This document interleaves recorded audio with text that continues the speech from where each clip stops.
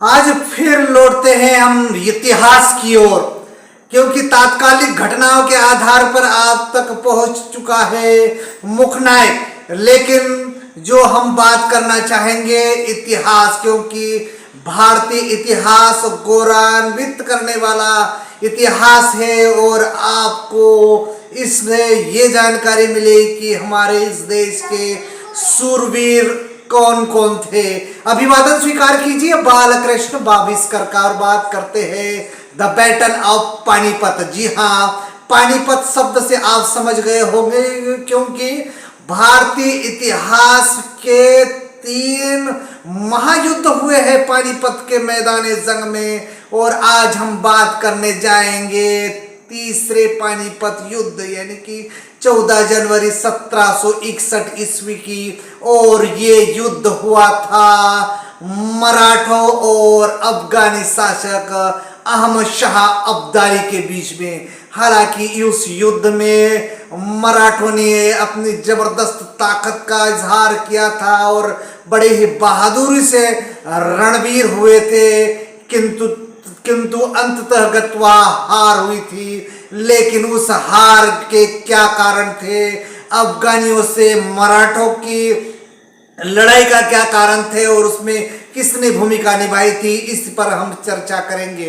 पहले बात करते हैं पानीपत के युद्ध के कारणों की, क्योंकि पानीपत के युद्ध का महत्वपूर्ण स्थान इतिहास में इसलिए सबसे बड़ा है क्योंकि इस युद्ध के बाद मराठों का लगभग अस्तित्व समाप्त हो चुका था। और वे इसलिए इस बात को मैं उल्लेख करना चाहता हूं कि मराठा अति महत्वाकांक्षी, ओजस्वी और ताकतवर थे, जिन्होंने लाहौर से लेकर बनारस तक सरकार अपनी मराठा शासन बनाने का काम किया था। लेकिन मराठी शक्ति का उन्मूलन हो जाता है नजीबुद्दौला के कारण।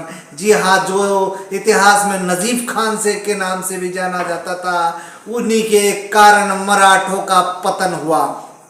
क्योंकि मराठी जब शक्तिशाली हो गए थे और उनकी शक्ति का जो गुजर था, नजीब खान को नागवार गुजरता था, और उसी का परिणाम हुआ कि उसने मराठा शासन को कुचलने का एक षड्यंत्र रचा, और उस षड्यंत्र में वस्तुतः मराठों का भी उन्मूलन हुआ। क्योंकि अहमद शाह अब्दाली और मराठे के बीच में जो पानीपत का युद्ध हुआ था, उसमें करारी हार में भले ही मराठों ने बहादुरी से उस युद्ध को लड़ा, किंतु खामियाजाना 17,000 वीर मराठा सैनिकों को अपने बलि देकर, प्राणों की आहुति देकर चुकाना पड़ी। क्योंकि वो जो अपनी परंपरागत युद्ध प्रणाली से लड़ने के लिए माहिर थे। जी हाँ, शिवाजी के काल में जो गोरिल्ला युद्ध प्रणाली, जिसे छापामार युद्ध प्रणाली के नाम से भी इतिहास में जाना जाता है,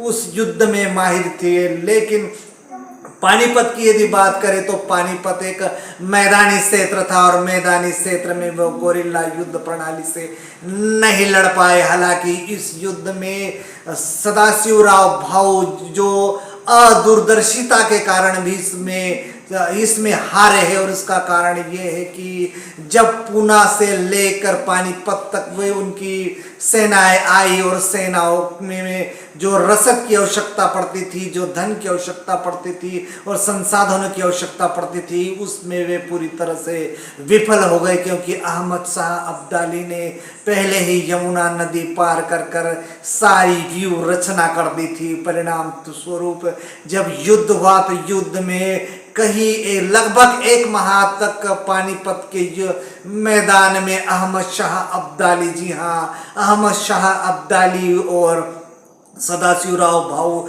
जो मराठी सेना का नेतृत्व कर रहा था, 1 माह तक सामने सामने रहे। उस दौरान उनका समझौता की भी कोशिश की गई सदाशिवराव भाऊ के द्वारा। सदाशिवराव भाऊ ने समझौता की कोशिश की, लेकिन नजीब जंग जो इरादा बना चुका था कि वे मराठों का समूल नष्ट करना चाहते, इसलिए उन्हें वो संधि नहीं करने दी। खामियाजाना ये हुआ कि दोनों के बीच में घमासान युद्ध हुए। पहले पहर में यानी कि सुबह 9 बजे से लगभग 3 बजे तक मराठा सैनिक जबरदस्त ताकत से लड़े और दुश्मनों पर टूट पड़े। लेकिन जब मराठा सेना थक कर चूर हो गई तो अचानक अहमद शाह अब्दाली ने योजना परिवर्तित करी और उसके पास में आरक्षित जो सेना थी लगभग 10,000, वो दूसरे पहर में मराठा सैनिकों पर टूट पड़ी और यही उनका हार का कारण हुआ।